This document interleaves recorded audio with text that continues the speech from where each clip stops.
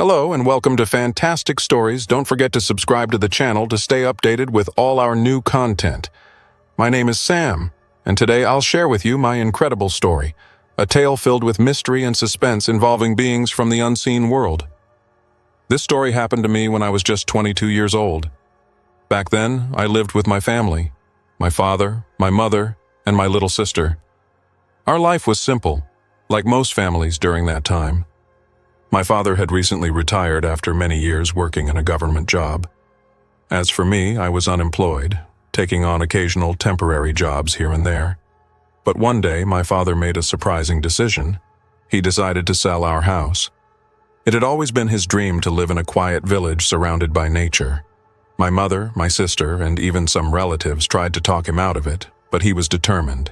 He said firmly, "I'll sell the house and move to the village, even if I have to go alone." Seeing his resolve, we stopped trying to convince him and left the matter in God's hands. I was nervous about the idea of living in a village, especially since I didn't see many job opportunities there. Many young people from the countryside leave in search of better prospects in the cities. A few days later, the house was sold, and my father received the payment. He agreed with the buyer that we would stay until he found another house in a different village. A relative of ours told him about a village roughly 70 kilometers from our city, where houses were available at reasonable prices. My father decided we should all go there to choose a new home. I couldn't hold back my thoughts and was baffled by how quickly things were moving. But when I looked at my mother, I saw worry and hesitation in her eyes. Yet we didn't discuss it further and prepared ourselves for the journey. We all piled into my father's old car and set off for the village. It was 4 in the afternoon, and by evening the sky was heavy with clouds. Rain seemed imminent, but my father insisted on continuing, saying firmly, "If you don't want to come, you can stay home." After an hour or so, the rain started pouring heavily, making the road slippery and difficult. Darkness grew thicker, and the path became unclear. My mother asked my father nervously, "Is the road much longer?" My father replied with confidence, "Don't worry, I know this road well." But within half an hour, we reached a crossroads. My father stopped suddenly, hesitation evident on his face. He muttered aloud, "Should I take the right path or the left?" Anxiety crept over me as an uneasy feeling settled in. After some thought, my father decided to go left, believing it would be a shorter route. That moment, we spotted 4 men standing on the road. They were masked and gestured for us to stop. I turned to my father, my voice trembling with unease. "Don't stop, let's keep going." But my father replied with confidence, "Maybe they can help us find the way." Despite my growing sense of discomfort, my father pulled the car over. He got out and greeted them, explaining that we were heading to a nearby village to purchase a house. One of the men's eyes gleamed as if he'd stumbled upon a treasure. He asked my father to step out to show him the way. My mother tried to stop him, but he stepped out of the car. In an instant, the men revealed knives, pointing them at my father, and one of them barked, "You and your family will come with us. If you don't, we'll kill you all." My father raised his hands in surrender as my mother and sister got out of the car, crying. I followed, though my mind raced for a way out. Then, without thinking, I made a run for it. I sprinted through the vast fields as fast as I could, my heart pounding in terror. One of them moved to chase me, but another stopped him. "Let him go," he said. "He won't get far. We'll find him tonight or tomorrow." I ran aimlessly, my heart heavy with worry for my family. What would happen to them? What could I do to save them? Hope flickered within me as I searched for someone who could help. Through the rain, I spotted an old man tending sheep under the dim light of the moon. I was surprised to see someone out at this hour. As I approached him, soaked to the bone and my feet caked in mud, he looked at me with a deep, unreadable gaze. I told him everything about the gang, how they kidnapped my family, stole our money, and took our car. Desperately, I asked, "Where can I find the police station? I need to save my family." But the old man seemed indifferent, leaning on his tall staff. "The station is an hour's walk from here," he finally said, pointing with his staff. "Go on your way." His coldness stunned me. How could someone be so heartless? Yet, I had no choice but to follow his direction.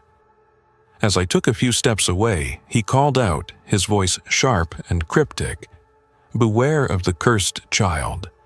If you see him on the road, do not speak to him or respond to his calls." I stared back at him, bewildered. What did he mean?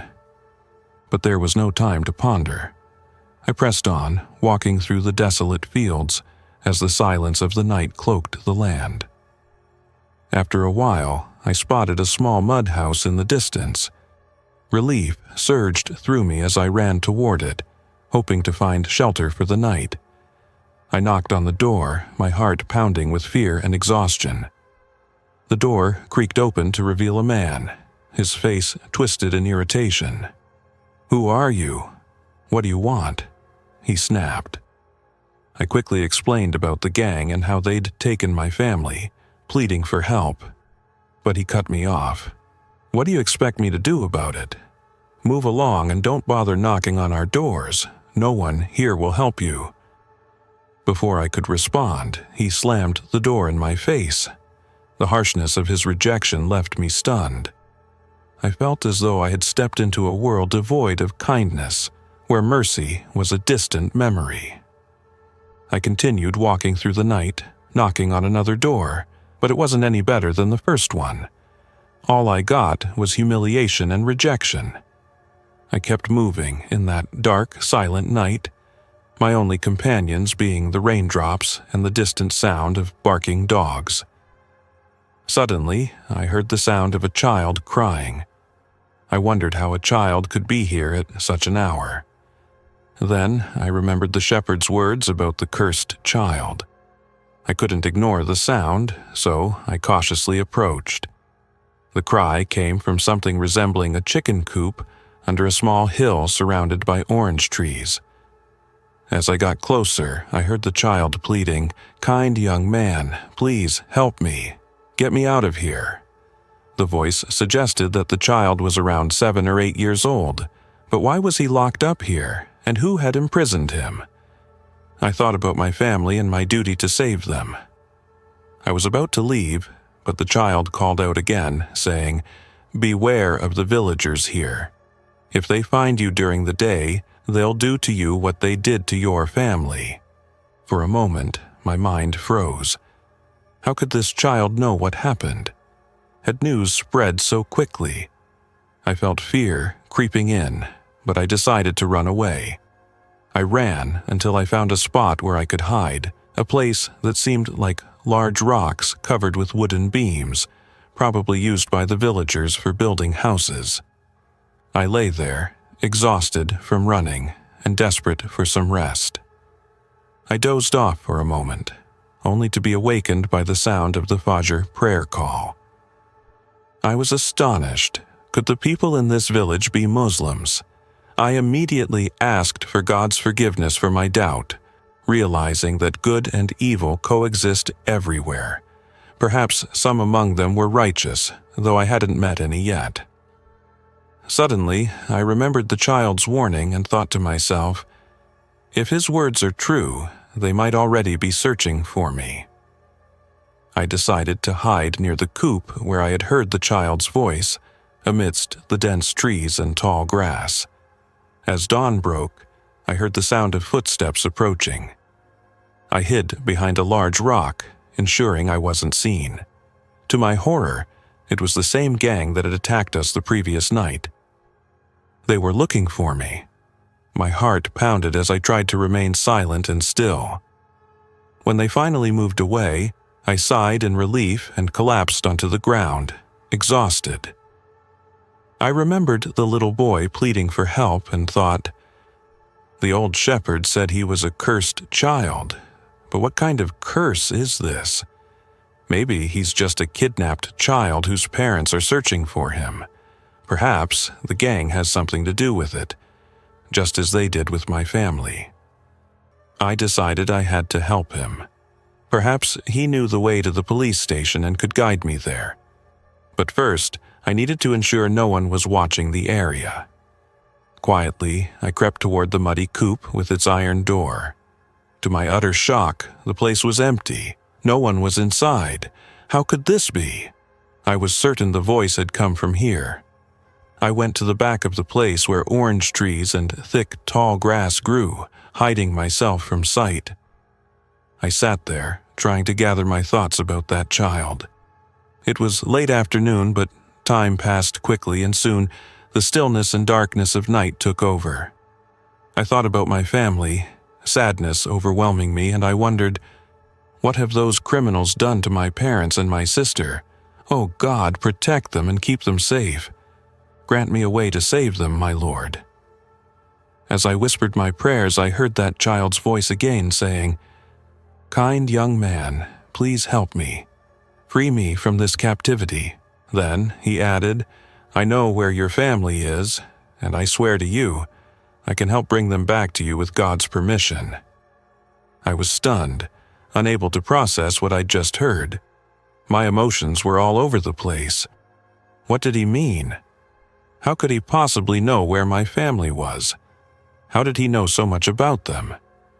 Perhaps this child was from the area, and maybe he even knew where the gang holding my family was hiding. I stepped out from the trees, cautiously approaching. As I got closer, I saw the child locked in a cage, his hands bound with copper chains. I stared at him in disbelief and asked, "Who put you in this cage?" "I was here earlier this afternoon, and the cage was empty." "How did you suddenly appear here, asking for my help? This doesn't make sense. Are you trying to deceive me?" The child replied confidently, "Please don't say that. I'm not deceiving you. I have a story involving humans, and you'll need a strong, faithful heart to hear it." I wondered to myself, what could he mean?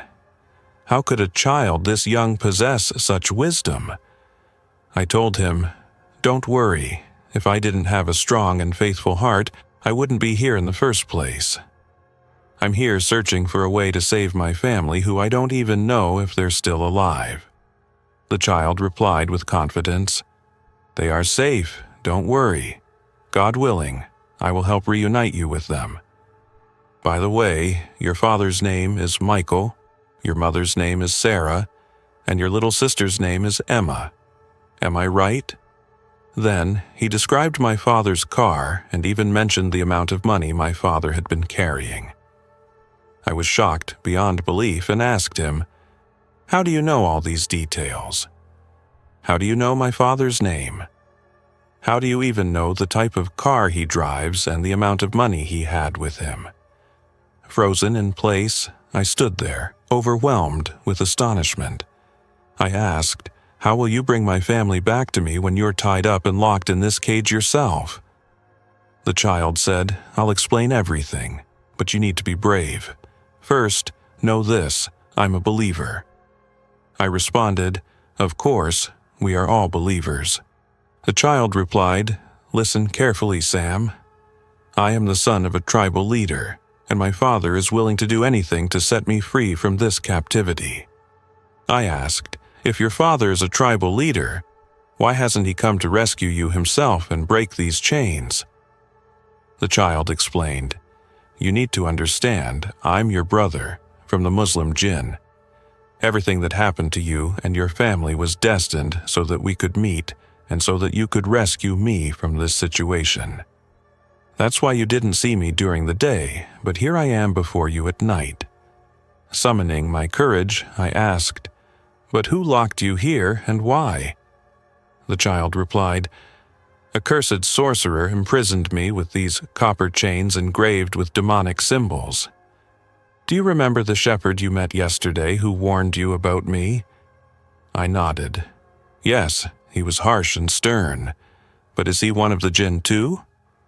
The child answered, "Yes, he is one of the Jinn under the sorcerer's control, tasked with guarding me. By the way, the sorcerer's house isn't far from here. You may have passed by it. It's in the nearby village. He has lived there for over a month. He's the one who captured me and bound me with these copper chains. He demanded my father and tribe reveal the locations of hidden treasures in exchange for my release. He also asked for things they could never do, so he kept me as a hostage.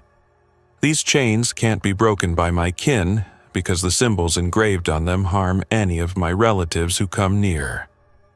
That's why they can't do anything to help me." I asked the boy, "But why didn't that Jinn serving the sorcerer harm me when I spoke to him yesterday?" The boy replied, "Don't you remember what you carry in your pocket?" I reached into my pocket and felt the small Quran I always carried with me on my travels. A sense of relief washed over me, and I said, "Praise be to Allah for the blessing of the Quran."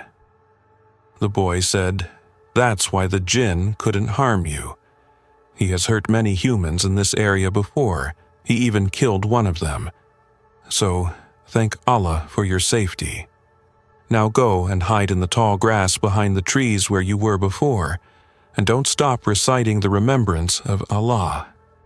I pondered his words and thought to myself, "Am I dreaming, or is this real?" I had no choice but to trust this boy. His words seemed logical, but what logic could exist in the midst of everything happening tonight? I hid among the thickets, whispering prayers in Dhikr, stealing glances left and right. Suddenly, the shepherd appeared with his thick white beard and long staff. He approached the cage, inspecting the area. He stood there for a long time, looking in the direction of my hiding spot, but I continued my silent prayers and supplications. Eventually, he left the way he came, leaning on his long staff. Moments later, I heard the boy calling me. I went to him and saw, not far away, a gathering of people. It looked like a marketplace or something similar. The boy said, "These are my kin, and that's my father. They can't come near me, as you can see. All they do is look at me with sadness and sorrow. Go to my father and approach him. He will explain what you need to do." I walked slowly, looking into their faces. I raised my hand to greet them, and they returned the gesture with peace and salutations. I approached the boy's father, who appeared to be a dignified man, dressed in the finest garments and wearing exquisite perfumes. He greeted me warmly, with a smile and a polite demeanor. Then he confirmed what the boy had told me, saying, "We are your brethren from among the Muslim Jinn, and if Allah wills, you will help us, and we will help you in return. By the will of Allah, no harm shall come to you." He then began to recount the misdeeds of the village sorcerer, describing how he had harmed many of Allah's creatures, both human and jinn. I asked, "What is required of me now, sir?" He replied, "My name is Uncle Ali. What I ask of you is to release my son from his bonds." I said, "That is an easy and doable task." He said, "Wait, don't do it now. You must release the boy at the time of Fajr prayer. At that specific moment, the guard will be unable to roam the area. After you release the bonds, place your hand on the cage while reciting Ayat al-Kursi and the 2 protective surahs. Then, take those bonds and sprinkle them with the blessed water you'll find near the cage. There's a small clay pot there. Fill it with water from the nearby stream. Recite the verses of the Quran will tell you, and sprinkle it on the cage and around it. This will nullify the sorcery and erase its effects." I asked, "And what will happen after that?" He said, "I am Ali ibn Jabir, leader of the Fulani tribe. I promise you, and I swear by Allah Almighty, that I will do everything in my power to return your parents and sister to you safely. After that, we have a gift for you, one that will bring you joy. For now, return to your hiding place where you were. When the Fajr Adhan begins, start your task. We will be nearby, keeping watch over the area." I went back and concealed myself among the grass, waiting for the call to Fajr prayer. After an hour or more, I saw the sorcerer's servant walking not far from the area. It seemed as though he was floating in the air, and this time he was without his staff. I felt a wave of fear, but I steadied myself, arming my heart with silent prayers, remembrance, and Quranic recitation. The demon continued on his way without stopping or even glancing in my direction. The night passed quickly and I heard the call for the dawn prayer. I rushed to the location of the captive Jinn child, opened the iron window while reciting the name of Allah, and managed to unlock the chains. Then I wiped the floor of the cage, which was covered in writings and talismans. Afterward, I took the water I had recited the Quran over and sprinkled it over the cage and its surroundings. I also submerged the copper shackles in the remaining water. Suddenly, the Jinn tribe appeared before me, their faces radiating with joy. I saw the child with his father, dressed in the finest attire, and their happiness was evident. Everyone looked jubilant and relieved. I said to them, "I have fulfilled your request to the best of my ability. Now, you must fulfill your promise to me." The child's father replied, "Rest assured, your wish will be granted. May Allah reward you, kind young man. Now, you must leave this place, for the sorcerer may return at any moment. We will show you a safe place to hide until we restore your family." I followed them until we reached an isolated house. They said, "Enter here. No one will see you. You will find food and drink, and you can rest without being disturbed." The house appeared simple and ordinary from the outside, but as I stepped inside, I was amazed by its beauty and elegance. In the center stood a large table, laden with various dishes and colorful drinks, all prepared for me. It was truly astonishing. I could hardly believe it. Was this a dream? Suddenly, a veiled woman entered and greeted me in a soft voice. She said, "I am here to serve you until we reunite you with your family." I replied, "This is too much trouble. There is no need for all this effort." She said, "You are like a son to me. There is no need to worry. You are a blessed young man, and I pray that Allah compensates you and your family with something far better than what was taken from you. Be patient and trust in Him." Her words reflected deep faith and unwavering conviction. I asked her, "How will you bring my family back?"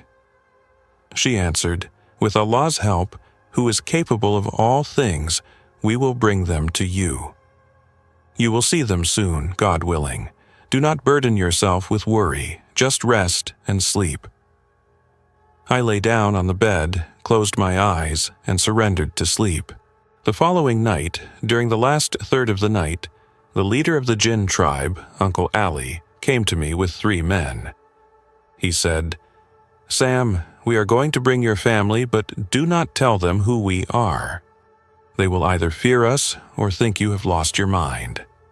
I was with them a while ago and told them that we know you, and will help them escape from the place where the gang is holding them. For your information, one of the thieves fled with the car and the money, and the rest are waiting for him to split the loot.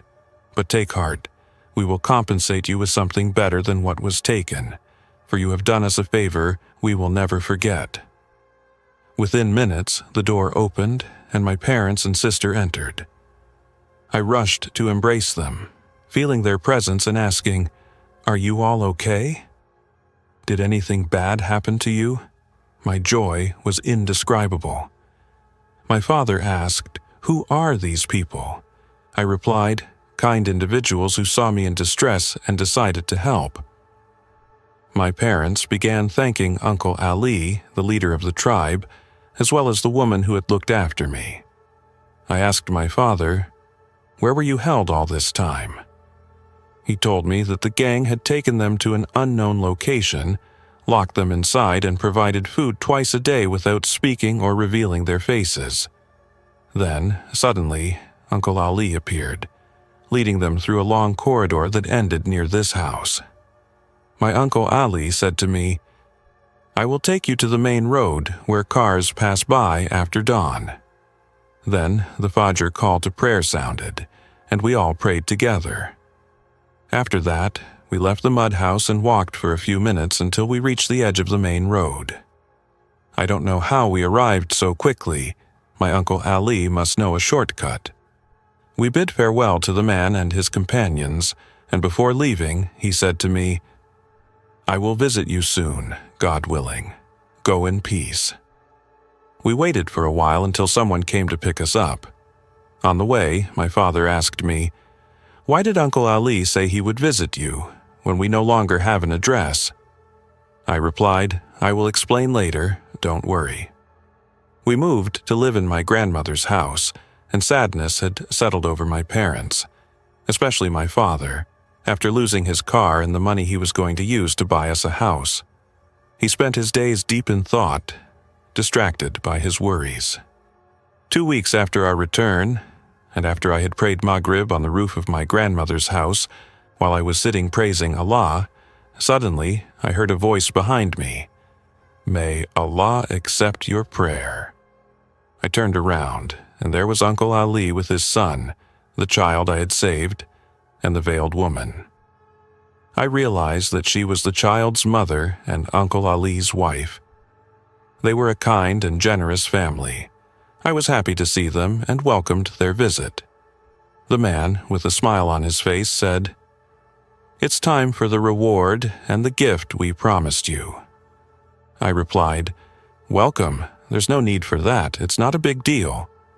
He responded, "We know that you are going through tough circumstances after losing almost everything you owned, but Allah has preserved your bodies and your faith, and that's what matters. Listen, Sam, I will show you a place where a treasure is buried. It will make you and your family rich, compensating you many times over for what was taken from you.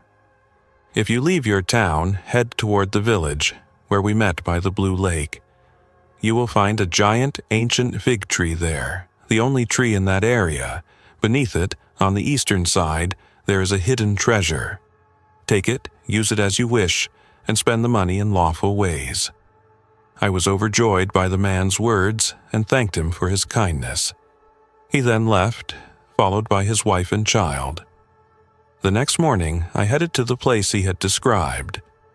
I began digging, wondering if I would find anything or if it was just a figment of my imagination.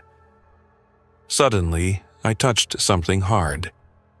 It was an old jar. I opened it, and inside it were pieces of gold. The man had been right. Everything that happened was real.